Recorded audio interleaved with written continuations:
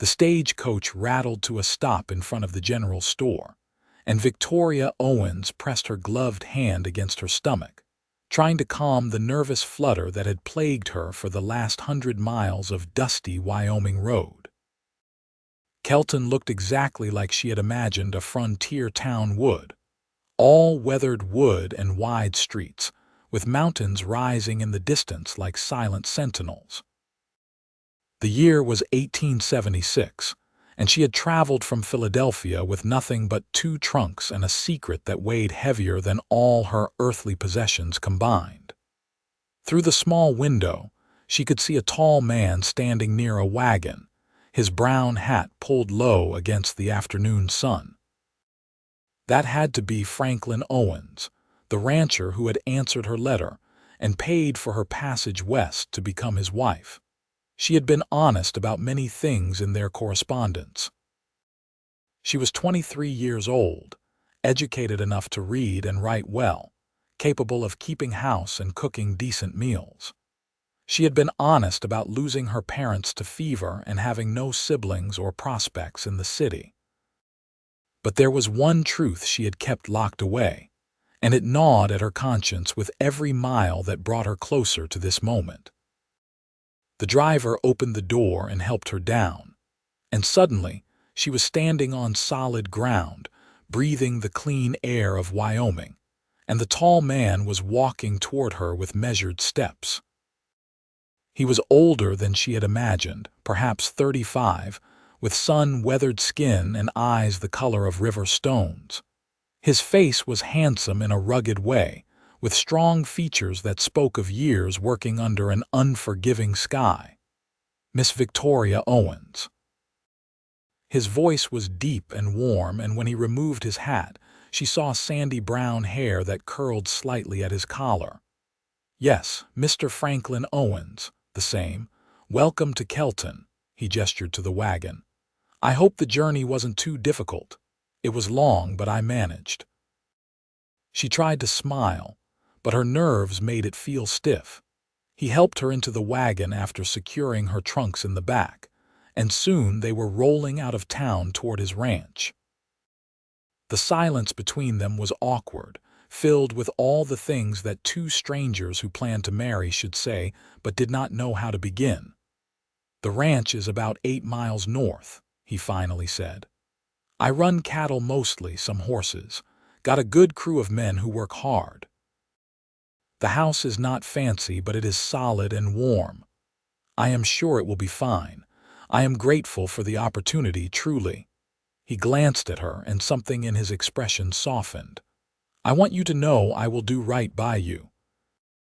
I know this is not how most folks start a marriage, but I will be a good husband. I give you my word on that." The sincerity in his voice made her throat tighten. She had to tell him. It would not be fair to let him believe she could give him what most men wanted from a wife.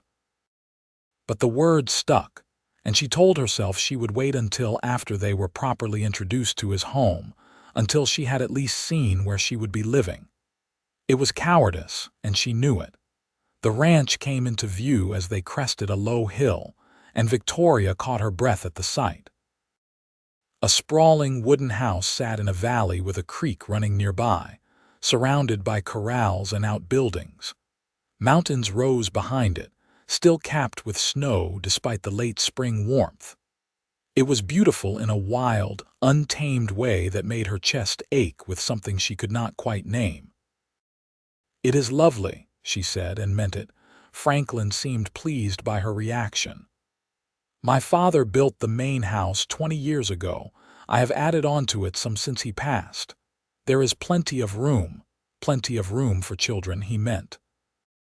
She could hear it in the way he said it, see it in the way his eyes scanned the property with pride.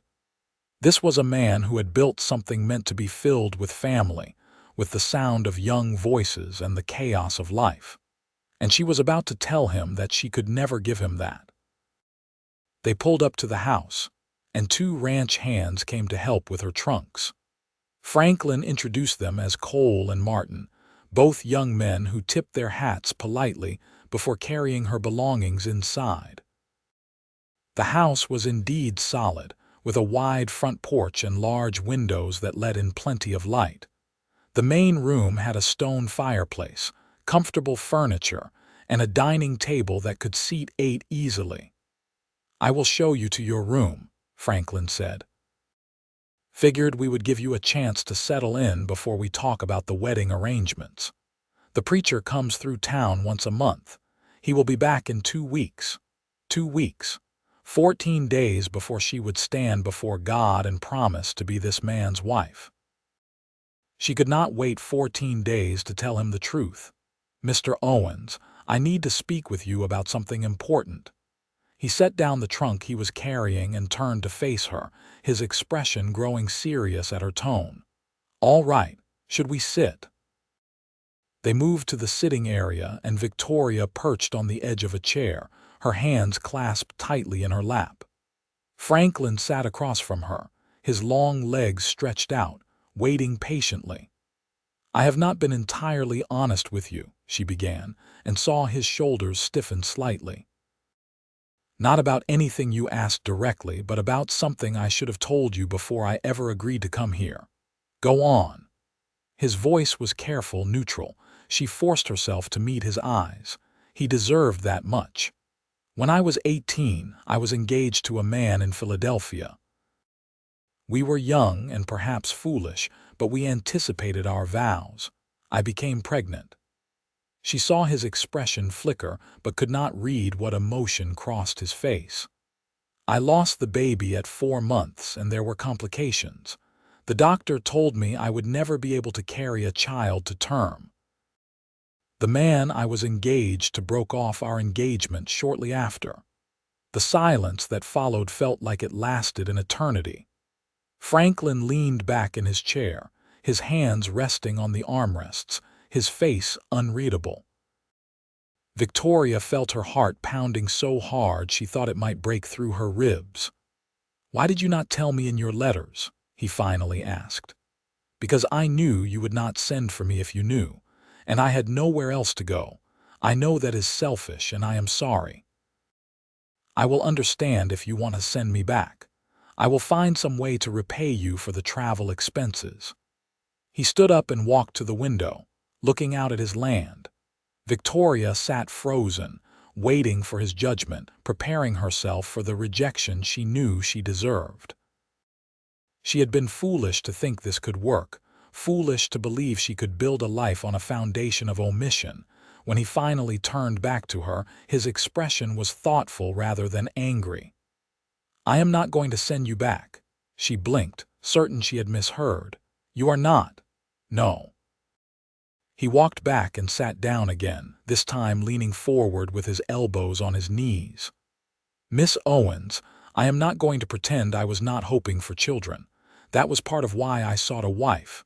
But it was not the only reason. This ranch is lonely. This house is empty. I wanted a partner, someone to share my life with. Children would have been a blessing, but they are not the only thing that makes a home. But I cannot give you that. I cannot give you a family. Then we will fill our home another way." He said it simply, as if it were the most obvious solution in the world.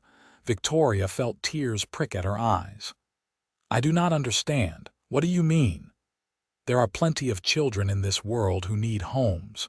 Orphans, kids whose parents cannot care for them. If we want a family, we can build one that way.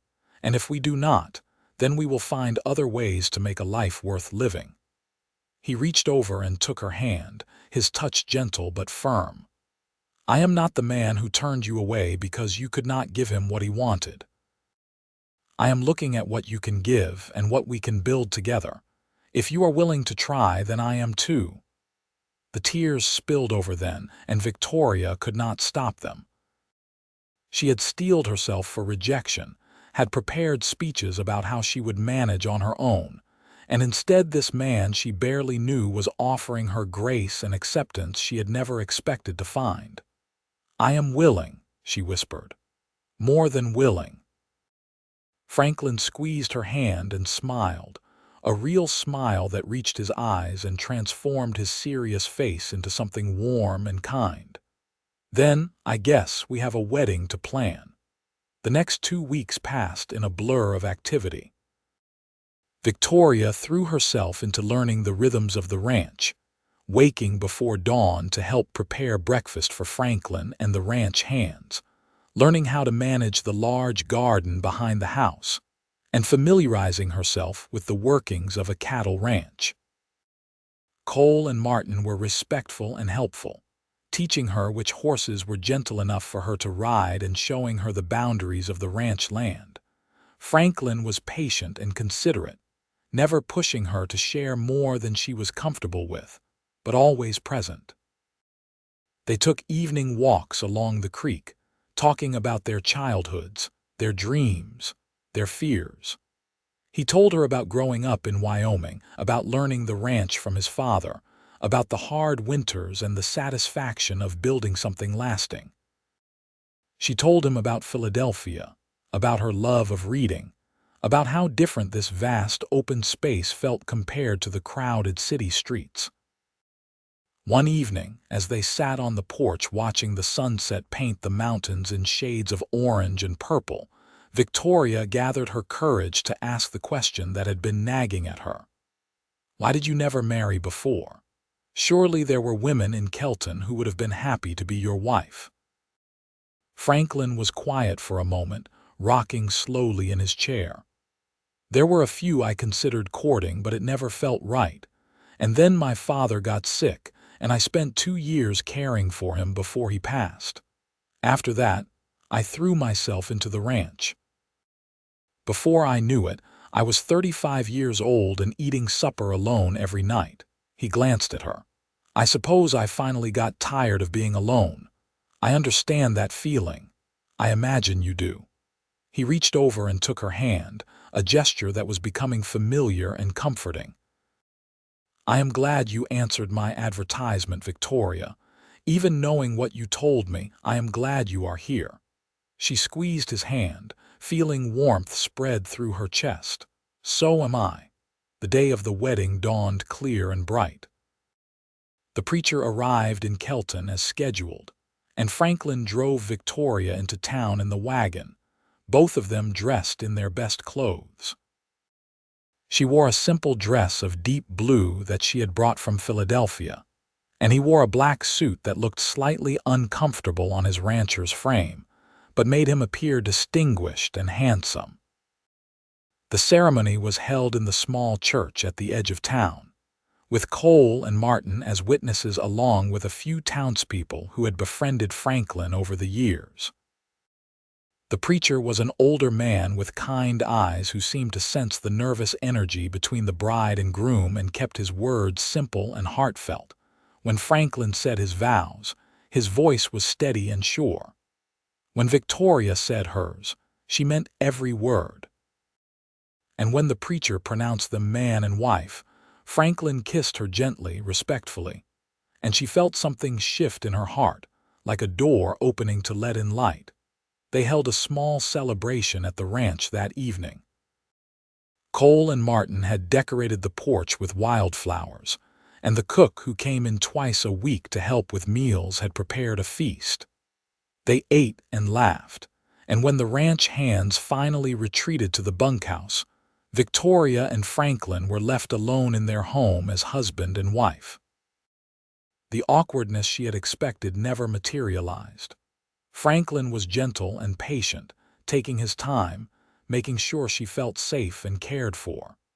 And when they finally came together, it felt like a promise being kept, like two people choosing each other with full knowledge and open hearts. The days turned into weeks, and weeks into months. Victoria settled into her role as Franklin's wife with a sense of purpose she had never experienced before. The ranch work was hard but satisfying, and she found she enjoyed the physical labor of gardening, preserving food, and helping with the horses. Franklin taught her to ride properly, and she discovered a love of galloping across the open range with the wind in her hair and the mountains watching over her. Their marriage grew deeper as they learned each other's rhythms and habits. Franklin was a man of few words but many actions, showing his affection through small kindnesses like bringing her wildflowers on his way back from checking fences, or making sure her favorite coffee was always stocked. Victoria learned to read his moods, to know when he needed space to think, and when he needed her close. She discovered that beneath his serious exterior was a man with a dry sense of humor and a generous heart. But as content as she was, there were moments when she felt the ache of what could never be. She would see families in town, women heavy with child or surrounded by little ones, and feel a pang of loss for the life she could never have. She tried not to let Franklin see these moments, but he was observant and caring, and he always seemed to know. One afternoon in late summer, as they were sitting together mending tack, Franklin cleared his throat. "I have been thinking about what I said when you first arrived. About filling our home another way." Victoria's hand stilled on the leather strap she was working on. "Yes, I meant it. If you want a family, we can make that happen. I have been asking around, and there are children who need homes. The orphanage in Cheyenne takes in kids from all over the territory. We could visit, see if there are any who might be a good fit." Her heart began to race. "Are you certain? That is a big decision." "I have had months to think about it. And watching you with the ranch hands' families when they visit, seeing how good you are with their kids, it made me realize I do want children in this house. I want to hear young voices and teach someone to ride and sit at that big dining table with a full house." He set down his work and took her hands. "But only if you want it too. This has to be something we both choose." Victoria felt tears threatening again, but these were tears of joy. "I want it. I want it more than I can say. Then we will make the trip to Cheyenne next month. The fall work will be slowing down, and we can take a week or so to visit the orphanage and see who might need a home." She threw her arms around him, holding tight, feeling his solid strength and warmth. Thank you for giving me this chance." He held her close, his hand stroking her back. "You are giving me just as much, Victoria. Never forget that." The trip to Cheyenne was long but filled with anticipation. They traveled in the wagon, camping under the stars at night and talking about what kind of children they hoped to find. Franklin said he did not care about age or gender, just that they found someone who needed them. Victoria agreed, though she privately hoped they might find a child young enough to truly need parents rather than just a roof over their head. The orphanage was a large brick building on the outskirts of Cheyenne, run by a stern but kind woman named Mrs. Hartford. She met with them in her office, asking questions about their ranch, their means, their reasons for wanting to adopt. Franklin was honest and direct, explaining that his wife could not have children of her own and that they had room and love to share. Mrs. Hartford seemed satisfied with their answers and led them into a large room where children of various ages were engaged in lessons or chores. Victoria's heart clenched at the sight of so many young faces, some hopeful, some resigned, all looking for something they had lost. A little boy of about 6 caught her attention immediately. He sat alone in a corner, carefully drawing something on a slate. His hair was dark and shaggy, hanging in his eyes, and he had a serious expression that reminded her of Franklin. When Mrs. Hartford approached him, he looked up with wary blue eyes. "This is Samuel. He came to us about 8 months ago. His parents died of cholera while they were traveling west. He was found with a wagon train that took him in temporarily, but they could not keep him." "Hello, Samuel," Victoria said softly, crouching down to his level. "What are you drawing?" He studied her for a long moment before holding up the slate. It was a surprisingly good sketch of a horse. "I remember my pa's horse. He was a good horse." "That is a wonderful drawing. Do you like horses?" He nodded, his expression cautious but interested. "Pa said he was going to teach me to ride when I got bigger, but then he got sick." Franklin knelt down beside Victoria. "I have lots of horses on my ranch. Would you like to learn to ride?" Samuel's eyes widened slightly, the first real emotion breaking through his guarded exterior. "Really, really. I am always looking for someone to help me with the horses. It is important work." Over the next hour they talked with Samuel, learning that he was quiet but intelligent, that he missed his parents desperately but was trying to be brave, that he loved animals and drawing and stories. Victoria's heart opened wider with every word he spoke, and she could see Franklin was equally taken with the serious little boy. They also met a girl named Lucy, who was 4 years old with curly blonde hair and a sunny disposition, despite having been abandoned at the orphanage steps 2 years prior. She attached herself to Victoria immediately, holding her hand and chattering away about everything and nothing. Her joy was infectious, and even Samuel cracked a small smile at her antics. By the end of the day, Victoria and Franklin knew they had found their children. They spoke with Mrs. Hartford about taking both Samuel and Lucy, and after some paperwork and assurances, arrangements were made for them to return in 2 days to collect the children and bring them home. Those 2 days were spent preparing the house, setting up bedrooms for each child and buying clothes and supplies. Victoria was a bundle of nervous energy, wanting everything to be perfect, while Franklin remained calm and steady, reminding her that what mattered most was that they were giving these children a home and love. When they returned to the orphanage, Lucy ran to Victoria with her arms outstretched, already calling her Mama. Samuel was more reserved, but he allowed Franklin to help him with his small bundle of belongings and climbed into the wagon without protest. The ride home was filled with Lucy's excited chatter and questions, while Samuel sat quietly, taking in everything with those serious blue eyes. The ranch hands were waiting when they arrived, and Cole and Martin made a point of welcoming the children and showing them around.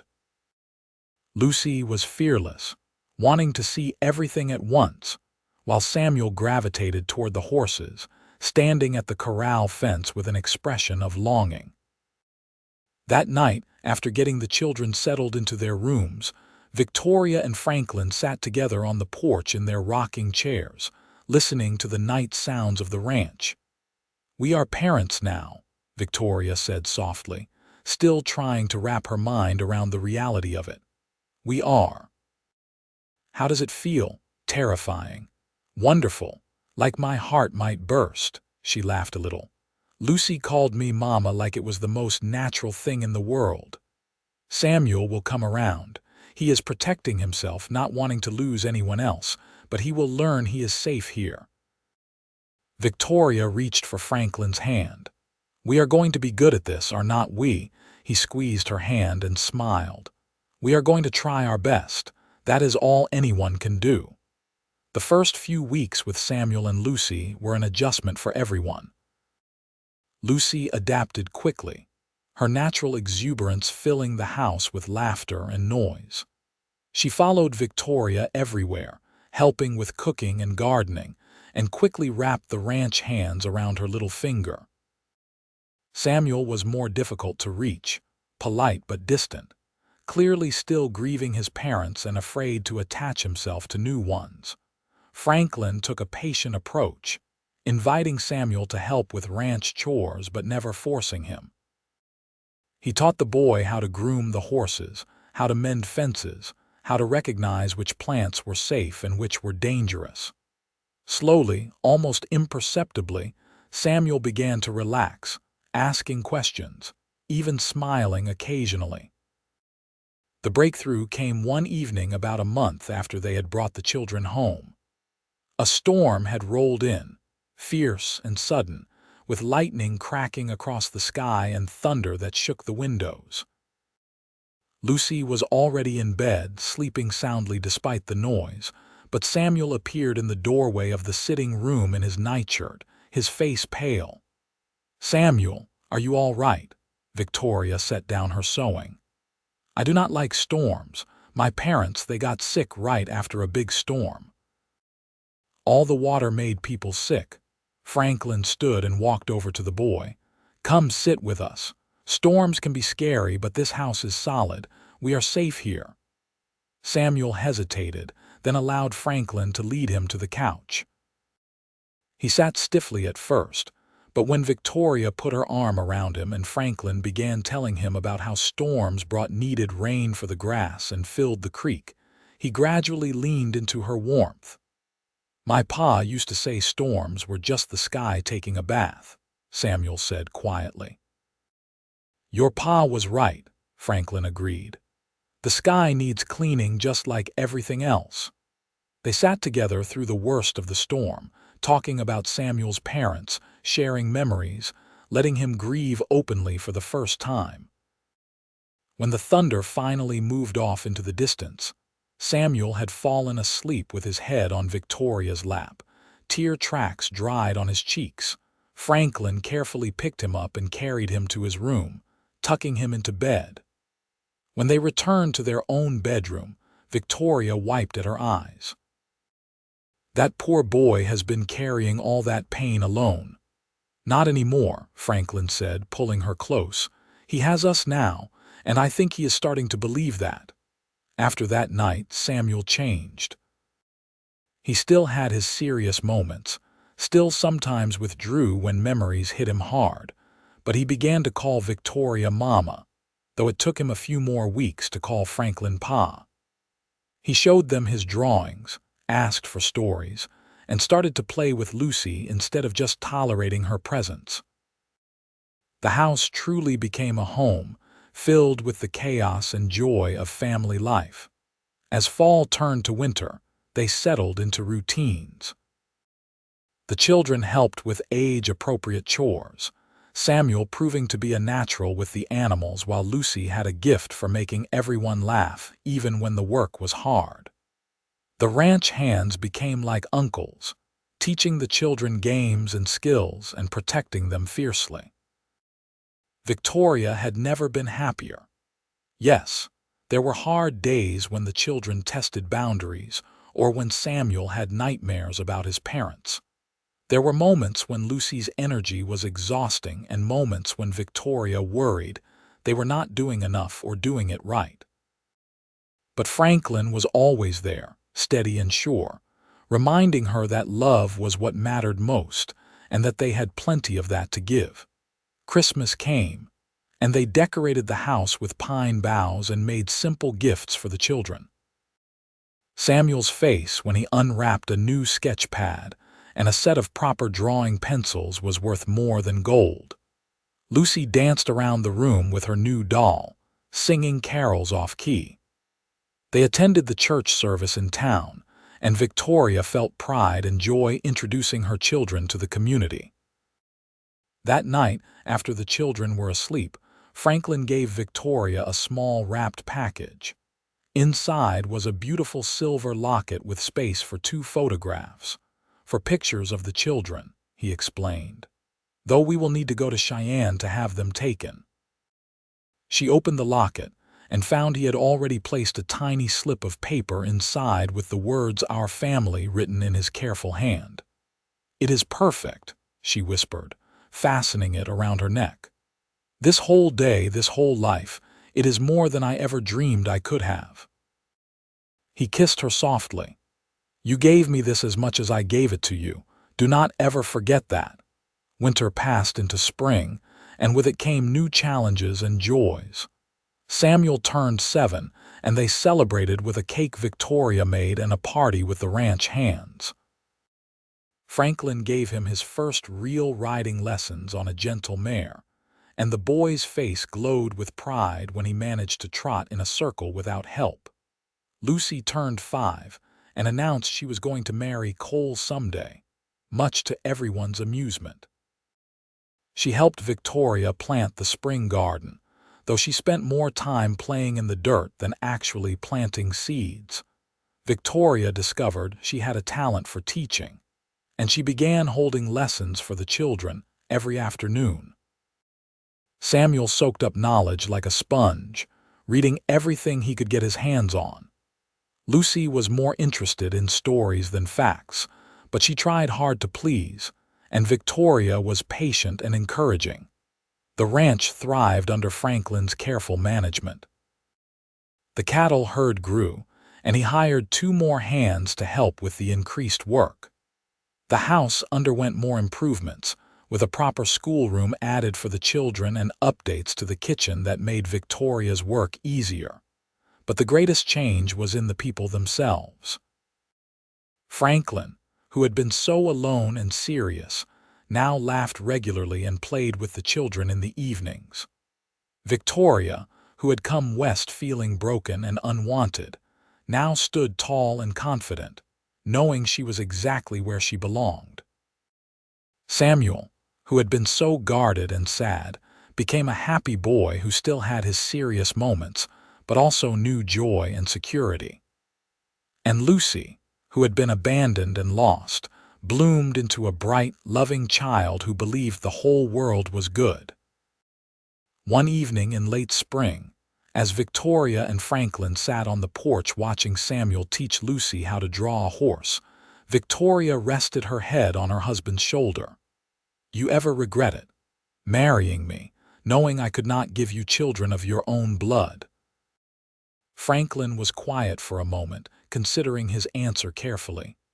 "No, not even for a moment. These are our children, Victoria. They are ours in every way that matters. And you are the wife I needed, the partner I hoped for. Our family is exactly what it was meant to be." She felt tears prick her eyes, but they were good tears. "I love you, Franklin Owens. I do not think I have said that enough. I love you too, and you say it every day in 100 different ways." He kissed the top of her head, "But it is nice to hear it in words too." As summer arrived, bringing long days and hard work, the family continued to grow closer. They celebrated the anniversary of Samuel and Lucy coming home with a picnic by the creek, and the children presented them with a drawing Samuel had made of all 4 of them in front of the house. Victoria framed it and hung it in the sitting room where everyone could see it. The town of Kelton had fully accepted their family. The other ranchers' wives included Victoria in their social circle, and the children played with other kids after church services. Samuel made friends with a boy his age, and they would spend hours drawing together or exploring the creek. Lucy charmed everyone she met and had invitations to more tea parties than Victoria could keep track of, but it was at home where they were happiest. Evening meals around the big dining table were filled with conversation and laughter. Samuel would tell them about things he had learned or animals he had seen, speaking with the same serious thoughtfulness that had first drawn them to him. Lucy would act out elaborate stories, making them all laugh with her dramatic flair. Franklin would share stories about the ranch work or his own childhood, and Victoria would read to them from books or newspapers, keeping them connected to the wider world. One night, as Victoria was tucking Samuel into bed, he looked up at her with those serious blue eyes. "Mama, do you think my first parents would be happy that I am here with you and Pa?" Victoria's heart clenched at the question. "I think they would be very happy. They loved you, and parents who love their children want them to be safe and cared for. I think they would be grateful that you found a home where you are loved. I still miss them sometimes. I know you do, sweetheart, and that is good. You should remember them and miss them. They were your first family, and they will always be part of who you are. But now you have us too, and we will always be here for you." He hugged her tightly. "I am glad I came to live with you. Even when I am sad about them, I am still glad I have you and Pa and Lucy. We are glad we have you too. So very glad." As the months continued to pass, Victoria sometimes reflected on how much her life had changed in just over a year. She had arrived in Kelton expecting rejection, prepared to be sent back east in shame. Instead, She had found a husband who saw her as a whole person rather than just a vessel for children. She had found a home that was wild and beautiful and perfect. And she had found a family that was built not on blood but on choice and love and commitment. There were still hard days. Samuel sometimes had nightmares or bouts of sadness when memories of his parents overwhelmed him. Lucy could be stubborn and willful, testing boundaries in the way young children do. The ranch work was endless and sometimes backbreaking. Money was occasionally tight when cattle prices dropped or weather affected the herd. But through it all, Victoria and Franklin faced challenges together, supporting each other and their children with patience and love. One autumn afternoon, about 18 months after they had adopted Samuel and Lucy, Victoria was in town picking up supplies when she overheard two women talking in the general store. She recognized them as wives of other ranchers, women she had met but did not know well. "I still do not understand why Franklin Owens went all the way to Philadelphia for a wife when there were perfectly good women right here," one of them was saying. "And then to take in those orphans like that. Well, I heard his wife cannot have children. Maybe that is why he had to advertise for a mail-order bride, because no local woman would marry a man with that situation." Victoria felt her face flush with anger and embarrassment, but before she could decide whether to confront them or simply leave, another voice spoke up. It was Mrs. Patterson, an older woman whose husband owned the ranch adjacent to theirs. "That is foolish talk, and you both know it. Franklin and Victoria have built a beautiful family, and those children are lucky to have them. Not everyone needs to have babies the traditional way to be good parents. And Victoria is a fine woman who has been good for Franklin and good for this community. You should be ashamed of yourselves for gossiping like old hens." Victoria felt gratitude wash over her, and she made a point of seeking out Mrs. Patterson after the other women had left with red faces. "Thank you for defending me. You did not have to do that." Mrs. Patterson waved a hand dismissively. "Those two are bored and foolish. Do not pay them any mind. Anyone with eyes can see how happy your family is, and that is what matters. My own daughter could not have children after a difficult birth with her first, and she and her husband adopted two more. Family is family, however it comes to be." That evening, Victoria told Franklin about the incident. He listened quietly, his jaw tightening slightly at the parts about the gossip, relaxing when she told him about Mrs. Patterson's defense. "There will always be people who do not understand," he said finally. "But they do not matter. What matters is us, our children, the life we have built. Let them talk, we know the truth." "You are right. I know you are right. It just stung for a moment." He pulled her close. "I know, but remember this. If you had been able to have children, we would not have Samuel and Lucy. I cannot imagine our life without them now. So maybe things worked out exactly the way they were supposed to." She had not thought of it that way before, but he was right. She could not imagine their life without the children they had chosen, could not picture different faces at their table or different voices filling their home. What she had once seen as her greatest flaw had led her to this, to a family that was perfect in its imperfection. The years continued to roll by, marked by the changing seasons and the milestones of their children growing up.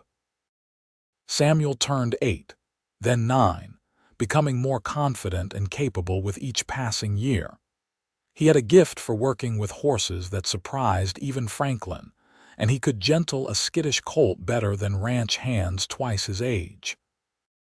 His drawings became more sophisticated, and he talked sometimes about maybe becoming an artist, though he also loved the ranch and could not imagine leaving it. Lucy grew from a chattering toddler into a spirited young girl who kept them all on their toes. She was fearless and adventurous, climbing trees and racing horses, and generally giving Victoria heart palpitations on a regular basis. But she was also loving and kind, always the first to notice if someone was sad and try to cheer them up. When Samuel was 10 and Lucy was 8, Victoria began to notice them asking questions about whether they might get more siblings. At first, she thought they were just curious, but when Samuel brought it up directly one evening, she realized they were serious. "There are more kids at the orphanage who need families," he said. "We have room. Could we maybe get another brother or sister?" Victoria and Franklin looked at each other, having one of those silent conversations that married couples develop over time.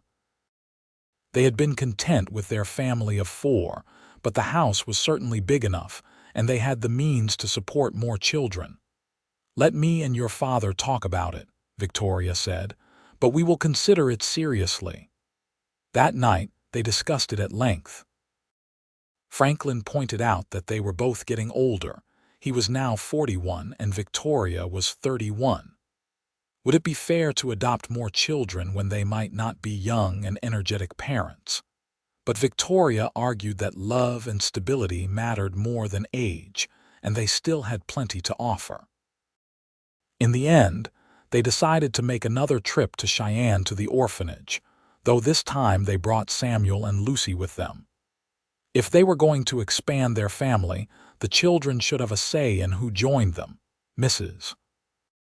Hartford was delighted to see them again, and even more pleased to hear they were looking to adopt again. She showed them several children, but it was Lucy who found their newest family member. She discovered a little girl of about 5 hiding behind the curtains in the playroom, watching the other children with large, frightened eyes. "What is your name?" Lucy asked gently, crouching down to the girl's level. "I am Lucy. That is my mama and pa, and that is my brother Samuel." The little girl did not answer, just stared at them with those huge eyes. Mrs. Hartford came over and sighed. "This is Emma. She has been here for 2 months. Her mother died in childbirth with her, and her father died in a mining accident recently. She has not spoken a word since she arrived. The doctor says there is nothing physically wrong with her, she is just traumatized." Victoria felt her heart break and mend at the same time. She approached slowly, not wanting to frighten the child further. "Hello, Emma. It is all right. You are safe here." Emma just looked at her, and Victoria saw such pain and confusion in those eyes that she wanted to scoop the child up and promise her everything would be all right. But she held back, sensing that Emma needed to make her own choices, needed to feel some control. It was Samuel who made the difference. He sat down on the floor near where Emma was hiding and pulled out the sketch pad he always carried. Without saying anything to her directly, he started drawing, his pencil moving quickly across the paper. Emma watched, her curiosity gradually overcoming her fear. After about 10 minutes, Samuel showed her the drawing. It was Emma, standing in front of the ranch house with the rest of their family, holding Lucy's hand. He had drawn her smiling. "This could be you," he said quietly, "if you want. We have a nice house with lots of animals. And Lucy is annoying sometimes, but she is a good sister. Mama makes really good cookies, and Pa can teach you to ride horses if you want to learn." Emma reached out slowly and touched the drawing, her finger tracing over the image of herself. Then she looked up at Victoria and Franklin, and slowly, very slowly, she nodded. The process of adopting Emma took a bit longer because of her traumatized state, but within a month, she was coming home with them. She still did not speak, but she communicated in other ways, nodding or shaking her head, holding up fingers to indicate numbers, pointing to things she wanted or needed.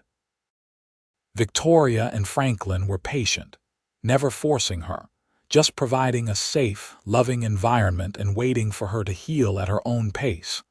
Lucy appointed herself Emma's protector and translator, staying close to the younger girl and somehow understanding what she needed even without words. Samuel continued to draw pictures for her, showing her life on the ranch, helping her understand what was happening. And Franklin, big and gruff as he could be, was endlessly gentle with the silent little girl, never pushing but always available when she needed him. It took 3 months before Emma spoke her first word. They were at the dinner table, and Victoria had made apple pie for dessert. When she said a piece in front of Emma, the little girl looked up at her and whispered, "Thank you, Mama." The table went silent, and Victoria felt tears spill down her cheeks. "You are very welcome, sweetheart." After that, Emma began to speak more, though she was still quiet and reserved compared to Lucy's exuberance. But she smiled more, laughed at Samuel's jokes, and followed Franklin around the ranch like a small shadow. She was healing, slowly but surely, finding her place in their family. By the time Samuel was 12, Lucy was 10, and Emma was 7, the ranch house was filled with life in a way that would have seemed impossible when Victoria first arrived. The dining table Franklin had built hoping for a full house was indeed full every night. The bedrooms he had added were occupied. The yard rang with children's voices. Victoria sometimes stood on the porch and just listened to the sounds of her family, overwhelmed with gratitude for how her life had unfolded. She thought about the scared young woman who had climbed off that stagecoach years ago, certain she was broken and unworthy of love. She thought about Franklin's simple words that had changed everything. "Then we will fill our home another way." They had filled it, not just with children but with love and laughter and purpose. They had built something beautiful from what society might have seen as lack, had created abundance from acceptance and choice. Franklin came up behind her and wrapped his arms around her waist, resting his chin on her shoulder. "What are you thinking about? How lucky I am, how lucky we all are. Not luck, choice. We chose this, all of it, and we keep choosing it every day." She turned in his arms and kissed him, this man who had seen her for who she was and loved her anyway, who had taught her that family was built through love and commitment, not just blood. "I love you. I do not say it enough, but I do. I know, I love you too." He smiled, that warm smile that transformed his face. "Now come on. I think Samuel needs help with his schoolwork, and Lucy has somehow convinced Cole to let her try to ride the new stallion, which is absolutely not happening." Victoria laughed and let him lead her back inside, into the chaos and joy of their family. This was her life now, so different from anything she had imagined when she was young, so much better than what she had thought she deserved. The years continued to pass, bringing new challenges and new joys. Samuel grew into a thoughtful young man who loved the ranch, but also had artistic ambitions. When he was 15, Franklin arranged for him to apprentice with a portrait artist in Cheyenne during the winters, allowing him to develop his talent while still helping on the ranch during the busy summer months. He created a beautiful painting of their family that hung in the sitting room, capturing not just their faces but the love between them. Lucy grew into a spirited young woman with her mother's kindness and her father's determination. She was the one who started pushing for them to take in foster children during difficult times, arguing that they had room and resources, and it was their duty to help. Victoria and Franklin agreed, and over the years, their home became known as a place where children in temporary need could find shelter and care. Some stayed for weeks, others for months, but all of them left knowing they had been loved. Emma remained quiet but developed a deep love of animals and a gift for healing. When the ranch veterinarian came through, she would follow him around, learning everything she could. By the time she was 13, she could set a broken leg on a calf or treat a sick horse better than most grown men. She found her voice through her work, speaking confidently about animals and their care, even if she remained reserved in other areas of her life. Franklin and Victoria's marriage deepened with time. the way good marriages do. They knew each other's thoughts and moods, could communicate with a glance, and supported each other through difficulties and celebrated successes together. The physical attraction that had sparked between them on their wedding night never faded, but it was joined by a profound friendship and partnership that made them stronger together than they ever could have been apart. When Victoria turned 40, she stood in front of the mirror in their bedroom, looking at the lines around her eyes and the silver starting to thread through her hair. She was no longer the young woman who had stepped off that stagecoach, but she did not mourn that loss. She had earned these lines through laughter and worry, had earned this silver through the privilege of raising children and building a life. Franklin came up behind her, his own face and hair showing the passage of time. "You are beautiful. I am getting old. We both are. And it is a gift, is not it, to grow old together, to watch our children grow up." He kissed her neck. "I would not trade a single day of it, neither would she. Not even the hard days, the scary days, the days when money was tight or children were sick or work was overwhelming. It was all part of the tapestry they had woven together, every thread necessary to create the whole beautiful picture. Samuel was 17 when he announced he wanted to go to art school in St. Louis. Victoria's heart broke a little at the thought of him leaving, but she and Franklin supported his dreams. They had worked hard to save money for the children's futures, and they used some of it to send Samuel east to study. He left in the fall with promises to write every week and to come home for summers. The house felt emptier without him, but Lucy and Emma were still there, along with 2 foster children they were caring for at the time. And true to his word, Samuel wrote long letters describing his classes and his growing skills, always asking about the ranch and the family. When he came home the following summer, he was full of new ideas and techniques, and he spent his time painting Wyoming landscapes and portraits of family and ranch hands. Lucy was 15 and beginning to draw attention from young men in town, much to Franklin's displeasure. Victoria had to mediate between her protective husband and their independent daughter, reminding Franklin that Lucy had a good head on her shoulders, and reminding Lucy that her father's concern came from love. It was a delicate balance, but they navigated it together as they had navigated everything else.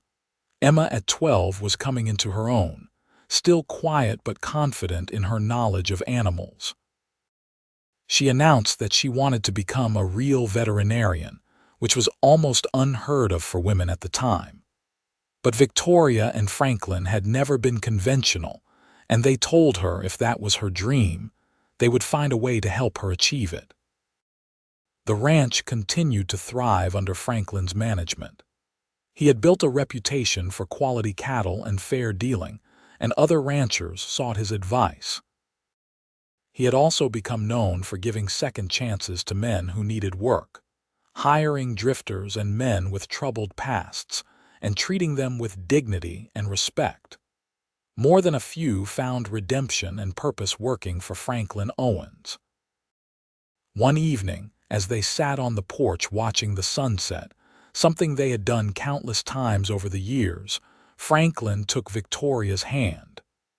"You remember what you told me that first day, about why you had not been honest in your letters. I said I was scared you would not send for me if you knew I could not have children. You were right. If you had told me in your letters, I probably would have found someone else, not because I am a good man, but because I would not have understood what we could build together. I would have thought children had to come a certain way, would have thought family meant something specific." He looked at her, his river stone eyes full of love. "I am grateful you were not honest. Because your secret brought me the family I did not know I needed, and the wife I did not know I was looking for." Victoria felt the familiar prick of tears. Even after all these years, he could still move her heart. "I am grateful for your response when I finally told you." for seeing possibility instead of limitation, for being willing to fill our home another way. We did fill it, did not we? Maybe not always the way we planned, but better than we imagined. She leaned her head on his shoulder, looking out at their land, their home, the life they had built. So much better. As the sun set and painted the sky in brilliant colors, they sat together in comfortable silence, holding hands like they had done 1,000 times before and would do 1,000 times more. Inside, they could hear Emma explaining something to the foster children, her quiet voice patient and kind. From the barn came the sounds of Lucy helping the ranch hands with evening chores, her laughter carrying on the breeze. Incent. Louis, Samuel was probably painting or studying, but they knew his heart was here with them, would always be connected to this place and this family. And here on the porch sat Victoria and Franklin, the mail-order bride who had come west with a secret, and the rancher who had responded with grace and wisdom. They had filled their home another way, and in doing so, had filled their hearts with more love than they had ever thought possible. It was not the story Victoria had imagined when she was young, not the life she had expected when she boarded that stagecoach all those years ago. But it was perfect in its imperfection, beautiful in its uniqueness, and entirely theirs.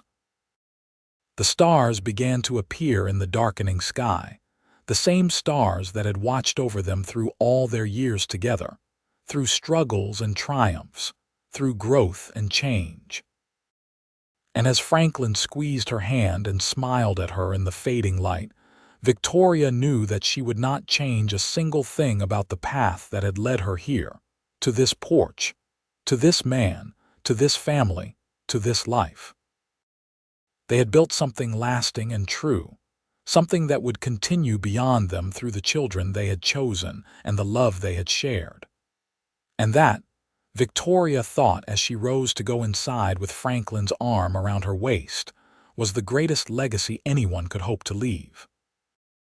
Not bloodlines or property or wealth, but love multiplied, hope restored, and family redefined on their own terms. Their home was full, their hearts were full, and their life together was exactly what it was meant to be.